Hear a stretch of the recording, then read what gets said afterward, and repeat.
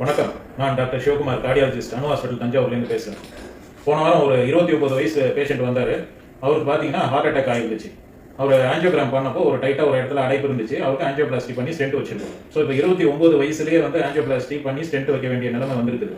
அவருக்கு full check பண்ணப்போ அவருக்கு சுகர் இல்லை, ப்ரெஷர் இல்லை, ஸ்மோக்கிங் கிடையாது, எந்த கெட்ட பழக்கமும் இல்லை. அவருக்கு ஃபேமிலி ஹிஸ்ட்ரியும் இல்லை. ஆனா ஒரே ஒரு ரிஸ்க் ஃபேக்டர் இருக்கு. அவர் ஐடி டிபார்ட்மெண்ட்ல இருக்கிறாரு. ஒரு நாளைக்கு 10ல இருந்து 12 மணி நேரம் ஒரே இடத்துல உட்கார்ந்து ஒர்க் பண்ணிட்டு இருக்காரு. இப்போ லேட்டஸ்டா sitting is the new risk factor. உட்கார்ந்து தொடர்ந்து ஒரு இடத்துல 2 மணி நேரத்துக்கு மேல இருந்தால் ஹார்ட் ப்ராப்ளம் வரதுக்கான வாய்ப்புகள் 25% அதிகமாகுது.